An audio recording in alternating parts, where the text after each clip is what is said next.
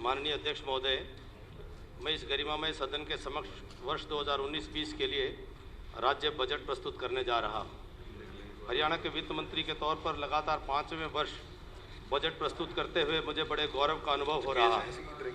मैं कौटिल्य के अर्थशास्त्र के उद्धरण से प्रारंभ करना चाहता हूँ। प्रजा सुखे सुखम राजः, प्रजानाम च हिते हितम, नात्म प्रियम प्रियम राजः, प्रजानाम तु प्रियम प्रियम। प्रजा के सुख में सरकार का सुख है, प्रजा के हित में सरकार का हित है, प्रजा को जो प्रिय है वही सरकार को प्रिय है। माननीय अध्यक्ष महोदय, इस भावना के अनुरूप मैं इस अवसर पर पिछले 4 वर्षों में वर्तमान सरकार की उपलब्धियों तथा इसके वर्तमान कार्यकाल के अंतिम वर्ष में लोगों की आकांक्षाओं को पूरा करने हेतु विकास एजेंडा पूरा करने के लिए सरकार के विजन और कार्य योजना का उल्लेख करना चाहता हूँ। भारतीय अर्थव्यवस्था का वैश्विक अर्थव्यवस्था में निरंतर विशिष्ट स्थान बना हुआ है, क्योंकि वर्ष 2018-19 में 7.2% के साथ तेजी से बढ़ती हुई विश्व की प्रमुख अर्थव्यवस्थाओं में से एक होगी। वर्ष 2019-20 के लिए भारत की सकल घरेलू उत्पाद वृद्धि का विश्व बैंक का आकलन 7.5% तथा एशियाई विकास बैंक का आकलन 7.6% है। माननीय अध्यक्ष महोदय, माननीय प्रधानमंत्री जी के नेतृत्व में भारत ने तेजी से बढ़ती अर्थव्यवस्थाओं में से एक होने तथा विश्व में एक स्थिर लोकतंत्र होने का दोहरा गौरव हासिल किया है। वर्ष 2013-14 में भारत विश्व में 11वीं बड़ी अर्थव्यवस्था था, जो आज 6ठी बड़ी अर्थव्यवस्था है और वर्ष 2030 तक विश्व की दूसरी सबसे बड़ी अर्थव्यवस्था बनने की संभावना है। पिछले 5 वर्षों के दौरान राष्ट्र उच्च वृद्धि हासिल करने, दोहरे अंकों की मुद्रास्फीति को नियंत्रित करने तथा अर्थव्यवस्था को राजकोषीय मजबूती प्रदान करने के मामले में बृहत अर्थव्यवस्था स्थिरता के श्रेष्ठ चरण का साक्षी रहा है। समावेशी विकास हमारे माननीय प्रधानमंत्री जी के लिए एक प्रमुख एजेंडा रहा है। मैं हरियाणा सरकार की तरफ से अंतरिम बजट 2019-20 में केंद्र सरकार द्वारा शुरू की गई नई योजनाओं का स्वागत करता हूं, जिनमें हमारी अर्थव्यवस्था की रीढ़ कहे जाने वाले किसानों के लिए आय सहायता योजना, प्रधानमंत्री किसान योजना, हमारी अर्थव्यवस्था का एक महत्वपूर्ण भाग माने जाने वाले असंगठित क्षेत्र के कामगारों को पेंशन के रूप में आय सुरक्षा मुहैया करवाने वाली प्रधानमंत्री श्रम योगी मानधन योजना शामिल हैं।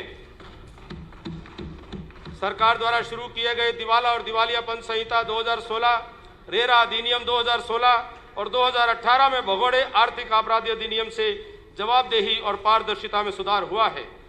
सामान्य श्रेणी के आर्थिक रूप से कमजोर वर्गों के उम्मीदवारों को 10% आरक्षण देने का ऐतिहासिक निर्णय सामाजिक न्याय की दिशा में एक और मील का पत्थर है।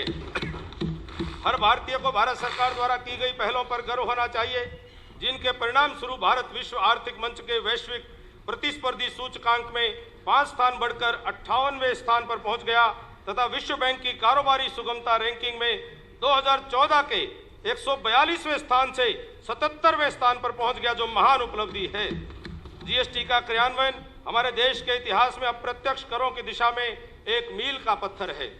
मैं सामान्य उपयोग की वस्तुओं पर जीएसटी दरों को कम करने के लिए भी केंद्रीय वित्त मंत्री की सराहना करता हूं, जिससे प्रयोज्य आय में अत्यधिक वृद्धि हुई है और तीव्र विकास की नींव पड़ी है। मैं आयकर सीमा 5 लाख रुपए तक करने के लिए भी केंद्रीय वित्त मंत्री को बधाई देता हूं, जिससे मध्यम वर्ग के करदाताओं को उल्लेखनीय राहत मिली है। यदि 6.50 लाख रुपए तक की सकल आय वाला व्यक्तिगत करदाता भविष्य निधि, विशिष्ट बचतों, बीमा आदि में निवेश करता है तो उसे कोई आयकर देना नहीं होगा। पिछले प्रदर्शन की समीक्षा। माननीय अध्यक्ष महोदय, अपने बजट 2019-20 प्रस्ताव पर प्रस्तुत करने से पहले मैं चालू वर्ष के दौरान पिछले प्रदर्शन का संक्षिप्त विवरण इस गरिमामयी सदन के सम्मानित सदस्यों के समक्ष प्रस्तुत करना चाहूँगा। अर्थव्यवस्था, सकल राज्य घरेलू उत्पाद जीएसडीपी की स्थिति। वर्ष 2018-19 के दौरान अग्रिम अनुमानों के अनुसार हरियाणा के सकल राज्य घरेलू उत्पाद में 8.2% की वृद्धि दर हासिल करने की संभावना है, जबकि राष्ट्रीय स्तर पर यह 7.2% दर्ज की गई है। अग्रिम अनुमानों के अनुसार वर्तमान मूल्यों पर वर्ष 2018-19 के लिए हरियाणा का सकल राज्य घरेलू उत्पाद 7.07 लाख करोड़ रुपए अनुमानित है, जिसका 188.41 लाख करोड़ रुपए के अखिल भारतीय सकल घरेलू उत्पाद में 3.75% का योगदान है। वर्ष 2018-19 में स्थिर मूल्यों पर हरियाणा का सकल राज्य घरेलू उत्पाद 5.26 लाख करोड़ रुपए अनुमानित है, जो कि 139 52 लाख करोड़ रुपए के अखिल भारतीय सकल घरेलू उत्पाद का 3.77% है। वर्ष 2018-19 में स्थिर मूल्यों पर सकल राज्य मूल्य वर्धित की वृद्धि प्राथमिक क्षेत्र में 5.5%, द्वितीय क्षेत्र में 8.6% और तृतीय क्षेत्र में 8.2% अनुमानित है। इसी अवधि के लिए राष्ट्रीय स्तर पर तदनुरूपी आंकड़े प्राथमिक क्षेत्र के लिए 3.3%, द्वितीय क्षेत्र के लिए 8.6% और तृतीय क्षेत्र के लिए 7.3% अनुमानित है। प्राथमिक क्षेत्र में नियोजित व्यक्तियों के लिए आय के स्रोत में विविधता लाने हेतु राज्य सरकार द्वारा की गई पहलों के परिणाम स्वरूप पशुधन में उच्चतम विकास दर 11.1%, मत्स्य पालन और जलीय खेती में 7.4% रहने का अनुमान है। वर्ष 2018-19 में द्वितीय क्षेत्र में बिजली, गैस, जलापूर्ति और अन्य उपयोगिता सेवाओं में 17.5% और विनिर्माण में 9.2% की वृद्धि दर्ज होने की संभावना है। तृतीय क्षेत्र में व्यापार और मरम्मत सेवाओं में 9.6%, वित्तीय सेवाओं में 9.2%, लोक प्रशासन में 10.5% की वृद्धि दर हासिल होने की संभावना है। जीएसवीए की संरचना ने जो ग्रॉस स्टेट वैल्यू एडिशन जिसको कहते हैं, सेवा क्षेत्र में ढांचागत परिवर्तन दर्शाया गया है जो कि विकासशील और परिपक्व अर्थव्यवस्था का संकेत है। वर्ष 2018-19 में स्थिर मूल्यों पर तृतीय क्षेत्र का हिस्सा वर्ष 2014-15 से 1.62% बढ़ा है, जो जीएसवीए का 50.2% अनुमानित है, तथा द्वितीय क्षेत्र का हिस्सा 1.27% बढ़ा है, जो जीएसवीए का 32% अनुमानित है। वर्ष 2018-19 में प्राथमिक क्षेत्र का हिस्सा 17.8% अनुमानित है। मुझे बताते हुए बड़ा गर्व हो रहा है कि वर्ष 2014-15 से स्थिर मूल्यों पर राज्य की प्रति व्यक्ति आय में 34% से अधिक की वृद्धि अनुमानित है। वर्ष 2017-18 में स्थिर मूल्यों पर राज्य की प्रति व्यक्ति आय 1,57,649 रुपये अनुमानित थी, जो वर्ष 2018-19 में 91,921 रुपये के अखिल भारतीय आंकड़े की तुलना में बढ़कर 1,68,209 रुपये होने की संभावना है। वर्ष 2014-15 में वर्तमान मूल्यों पर राज्य की प्रति व्यक्ति आय 1,47,382 रुपये थी। वर्ष 2017-18 में यह 2,03,340 रुपये अनुमानित थी, जो कि वर्ष 2018-19 में 1,25,397 रुपये के अखिल भारतीय आंकड़े की तुलना में बढ़कर 2,26,644 रुपये रहने की संभावना है, जिससे देश के प्रमुख राज्यों में उच्चतम प्रति व्यक्ति आय के मामले में हरियाणा अग्रणी राज्यों में से एक हो गया है। माननीय अध्यक्ष महोदय, इस गरिमामयी सदन को मुझे यह बताते हुए खुशी हो रही है कि वैश्विक विश्लेषण company credit rating information services of India limited CRISIL ने जनवरी 2019 में प्रकाशित अपनी रिपोर्ट विकास की स्थिति 2.0 में उल्लेख किया है कि हरियाणा भारत के केवल उन 2 राज्यों में से एक था जिसने राष्ट्रीय औसत से तीव्र उच्च समग्र सकल घरेलू उत्पाद वृद्धि तथा रोजगार सघन क्षेत्र में उच्च सकल मूल्य वर्धित जीवीय वृद्धि दर्ज की, जो कि राज्य की अर्थव्यवस्था में प्रतिनिवेश और अधिक रोजगार के अवसर सृजित करने के हमारे लक्ष्य की दिशा में हमारी प्रगति का सूचक है। राज्य वित्त राजकोषीय मानक माननीय अध्यक्ष महोदय, मुझे सम्मानित सदन को अवगत करवाते हुए खुशी हो रही है कि माननीय मुख्यमंत्री जी के कुशल नेतृत्व में हमारा राज्य वित्तीय प्रशासन में देश के सर्वश्रेष्ठ राज्यों में से एक बनकर उभरा है। यदि इस तथ्य से स्पष्ट हो जाता है कि राजस्व घाटे को छोड़कर सभी राजकोषीय मानक पूरी तरह से 14वें वित्त आयोग और एफआरबीएम अधिनियम द्वारा निर्धारित सीमाओं में हैं। इसके अलावा सरकार राजस्व घाटे में बढ़ते रुझान को बदलने में सक्षम हुई है। यह इस तथ्य से स्पष्ट है कि 2016-17 में राजस्व घाटा जो जीएसडीपी का 2.92% था, वर्ष 2019-20 के लिए जीएसडीपी का 1.53% अनुमानित है। माननीय अध्यक्ष महोदय, प्रभावी राजस्व घाटा एक बेहतर राजकोषीय संकेतक है, क्योंकि इसमें राजस्व घाटे से पूंजीगत परिसंपत्तियों के सृजन हेतु दिया गया अनुदान शामिल नहीं है।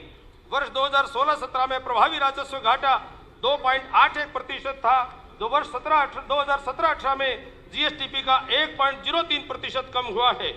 बजट अनुमान 2019-20 में यह और कम होकर जीएसडीपी के 0.73% तक रहने का अनुमान है।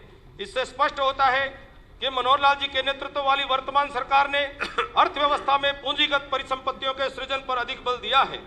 ऋणों में पूंजीगत व्यय का हिस्सा 2016-17 के 20% से बढ़कर 2019-20 में 29% होना यह दर्शाता है कि ऋण पूंजीगत व्यय को बढ़ाने हेतु लिए गए हैं। राजस्व घाटा को कम करने के लिए हमने कई उपाय किए हैं।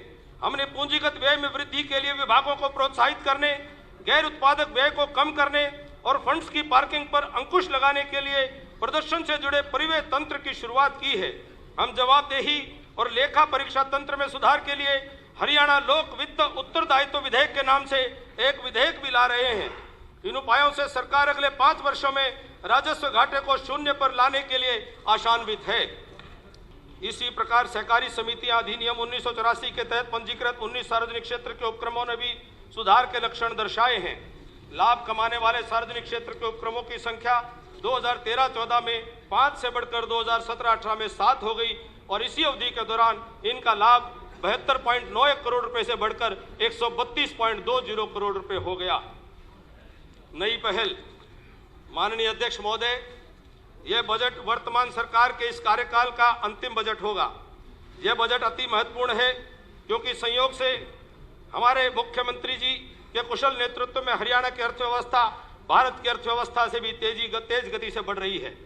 हमारी सरकार ने प्रदेशवासियों की सेवा के लिए अति गंभीरता से प्रयास किए हैं और हरियाणा को देश का अति विकसित राज्य बनाने के लिए विजन 2030 दस्तावेज में की गई परिकल्पना के लक्ष्यों को हासिल करने के लिए निरंतर प्रयासरत रहेगी।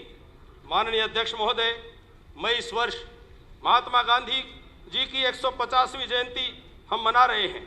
मैं उनके एक प्रसिद्ध कथन का उल्लेख करना चाहूँगा जिसमें कहा गया है, मैं तुम्हें एक मूल मंत्र देता हूँ, एक गरीब से गरीब और कमजोर से कमजोर व्यक्ति का स्मरण करो और स्वयं से पूछो कि जो कदम तुम उठाने जा रहे हो वो उसके किसी काम का है या नहीं। मैं पंडित दीनदयाल उपाध्याय जी ने जो अंत्योदय के मंत्र देते हुए कहा था उसका उल्लेख भी करना चाहूँगा। उन्होंने कहा था, आर्थिक योजनाओं और आर्थिक विकास का आकलन उन लोगों से नहीं किया जा सकता जो अर्थव्यवस्था की सीढ़ी से ऊपर चढ़ गए हैं, बल्कि इसका आकलन उन लोगों से होता है जो अभी भी नीचे हैं। अध्यक्ष महोदय, हमारे देश के महापुरुषों के विचारों और माननीय मुख्यमंत्री द्वारा माननीय राज्यपाल के अभिभाषण पर अपने उत्तर में की गई घोषणा की भावना के अनुसरण में 5 एकड़ तक की भूमि के काश्तकार किसान परिवारों और असंगठित क्षेत्र में लगे श्रमिकों के परिवारों जिनकी मासिक आय 15,000 रुपये से कम है को वित्तीय एवं सामाजिक सुरक्षा प्रदान करने के लिए नई स्कीमें घोषित करते हुए मुझे बड़ा गर्व हो रहा है। किसानों के मामले में यह भारत सरकार द्वारा घोषित प्रधानमंत्री किसान सम्मान निधि स्कीम के अलावा होगा। माननीय अध्यक्ष महोदय, मैं इस बजट में इन स्कीमों के लिए अलग से 1500 करोड़ रुपए का आवंटन करता हूं। इसके अलावा जमीनी स्तर पर रोजगार और आजीविका प्रदान करने में दस्तकारों, कमेरों और अन्य शिल्पकारों द्वारा किए जा रहे महत्वपूर्ण योगदान को मान्यता देते हुए और उनकी आर्थिक जरूरतों को ध्यान में रखते हुए सी और डी खंडों में 20 किलोवाट तक के कनेक्टेड भार पर 2 रुपये प्रति किलोवाट की दर से पहले से मिल रही सब्सिडी के अलावा ए और बी खंडों में 10 किलोवाट तक के कनेक्टेड भार पर 2 रुपये प्रति किलोवाट की दर से सब्सिडी प्रदान करने का सरकार प्रस्ताव करती है। माननीय अध्यक्ष महोदय, माननीय मुख्यमंत्री जी के कुशल नेतृत्व में राज्य वित्त एवं बजट के प्रबंधन में बड़ा परिवर्तन करके हरियाणा ने देश में एक अग्रणी स्थान हासिल किया है। पिछले 4 वर्षों में हम प्रदेश के वित्त और राजकोषीय प्रबंधन में उल्लेखनीय परिवर्तन लाने में सक्षम हुए हैं।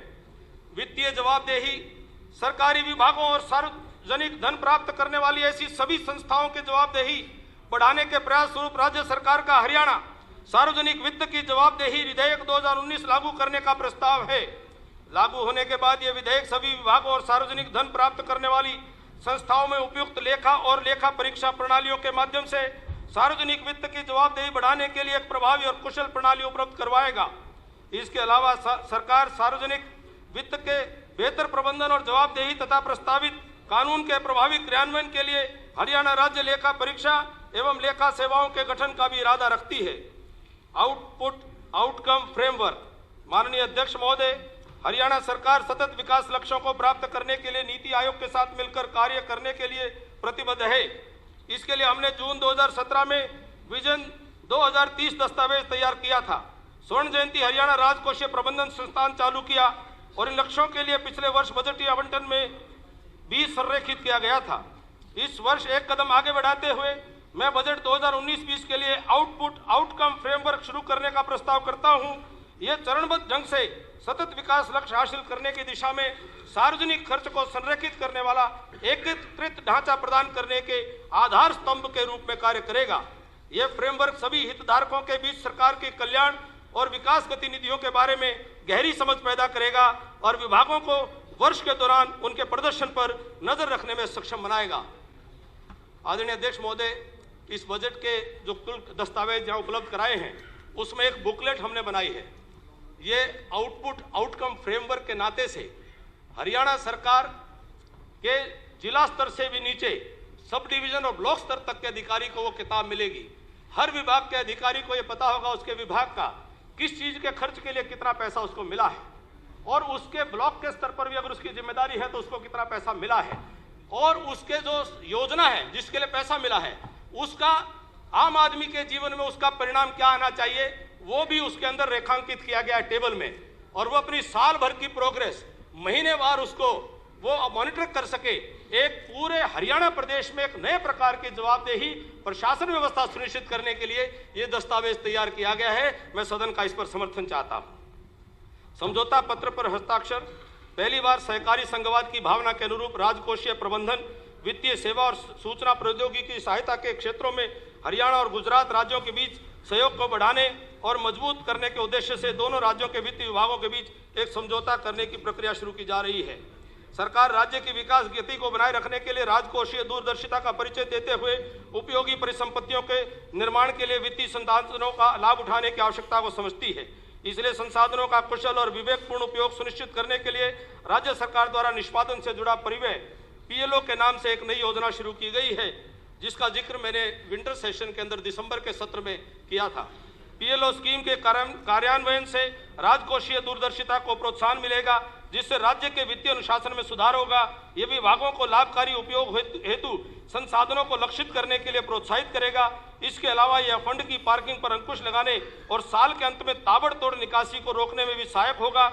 इससे वित्त विभाग को विभागों की अवशोषक और खर्च करने की क्षमता का आकलन करने के बाद बजट के पुनः आवंटन में मदद मिलेगी।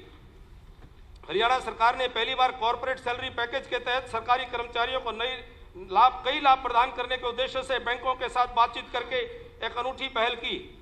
इस योजना के तहत कर्मचारियों की प्राकृतिक मृत्यु होने पर 2 लाख रुपए देना, 50,000 रुपए की चिकित्सा सुविधा, 30 लाख रुपए तक का दुर्घटना बीमा जैसे कई लाभ प्रदान करने के लिए 4 बैंकों एसबीआई, एचडीएफसी, पीएनबी और हरको बैंक को चुना गया है। एक अन्य ऐतिहासिक पहल के रूप में सरकारी संस्थानों को सार्वजनिक धन की प्रति जवाबदेही बनाने और विकास गतिविधियों के लिए धन का उचित उपयोग सुनिश्चित करने के लिए संबंधित संगठनों के पास निष्क्रिय पड़ी निधियों की मात्रा का पता लगाने के लिए एक बार की कवायद की गई थी। इस कवायद के परिणाम स्वरूप सरकार उल्लेखनीय मात्रा में अप्रयुक्त धन का पता लगाने में सक्षम हुई है। हाल ही में निगमित हरियाणा वित्तीय सेवाएं लिमिटेड इन निधियों का दक्षतापूर्ण ढंग से समेकन और नियोजन करेगी। बजट 2019-20 माननीय अध्यक्ष महोदय, मैं वर्ष 2019-20 के लिए मैं 1,32,165.99 करोड़ रुपए का बजट का प्रस्ताव कर रहा हूं, जो कि बजट अनुमान 2018-19 के 1,15,198.29 करोड़ रुपए के परिव्यय पर 14.73% और संशोधित अनुमान 2018-19 के 1,20,375.40 करोड़ रुपए से 9.79% अधिक है। इस बजट परिव्यय में 37,924.09 करोड़ रुपए के पूंजीगत व्यय के रूप में 28.7% और 94,241.90 करोड़ रुपए के राजस्व व्यय के रूप में 71.3% परिव्यय शामिल हैं। पिछले वर्ष की तरह इस वर्ष के बजट आवंटन को भी मैंने सतत विकास लक्ष्यों के साथ संरेखित किया है। माननीय अध्यक्ष महोदय, 1.32 लाख करोड़ रुपए के कुल बजट में से 46,562.37 करोड़ रुपए प्रदेश में क्रियान्वित किए जा रहे 15 सतत विकास लक्ष्यों से संबंधित योजनाओं के लिए आवंटित किए गए हैं, जिसका विस्तृत विवरण अलग दस्तावेज में दिया गया है। आदरणीय अध्यक्ष जी, आपको स्मरण होगा कि हमने हरियाणा सरकार के पूरे जो एक्सपेंडिचर है, इसको जो मिशन विजन 2030 जिसको हरियाणा ने लिया है यूएनडीपी के साथ मिलकर के, उसके जो सस्टेनेबल डेवलपमेंट गोल हैं उसके साथ साल दर साल उसके लक्ष्यों को प्राप्त करने के लिए हमने उस बजटरी एलोकेशन को अलाइनमेंट करने का काम किया था और उसी दिशा में हम आगे बढ़ रहे हैं। क्षेत्रवार आवंटन, कृषि और संबद्ध क्षेत्र। माननीय अध्यक्ष महोदय, कृषि और संबद्ध गतिविधियां राज्य सरकार के लिए सदैव प्राथमिकता का क्षेत्र रही हैं। हम कृषि में आमूल-चूल परिवर्तन लाना चाहते हैं। इसके लिए हम आगामी वर्षों में परंपरागत फसल उत्पादन की अपेक्षा बागवानी फसलों, पशुपालन और मत्स्य पालन पर ध्यान केंद्रित करके इन क्षेत्रों को समग्र, एकीकृत, प्रगतिशील और भविष्योन्मुखी बनाएंगे। माननीय अध्यक्ष महोदय, हमारे माननीय प्रधानमंत्री जी का सपना है कि हमारा किसान अन्नदाता से ऊर्जादाता बने। उनके इस विजन को आगे बढ़ाने के लिए हरियाणा सरकार ने नवीकरणीय ऊर्जा के क्षेत्र में कई पहल की हैं, जिनमें राज्य में बायोमास ऊर्जा परियोजनाओं को बढ़ावा देने के लिए जैव ऊर्जा नीति 2018 की अधिसूचना, जिसमें वर्ष 2022 तक 150 मेगावाट की परियोजनाएं स्थापित करने का लक्ष्य है। वर्ष 2018-19 में 18 मेगावाट और वर्ष 2019-20 में 30 मेगावाट क्षमता के ग्रिड से जुड़े रूफटॉप सोलर ऊर्जा संयंत्रों की स्थापना, किसानों की सिंचाई जरूरतों को पूरा करने के लिए सौर ऊर्जा पंप प्रणालियां प्रदान करने की स्कीम क्रियान्वित करना शामिल है।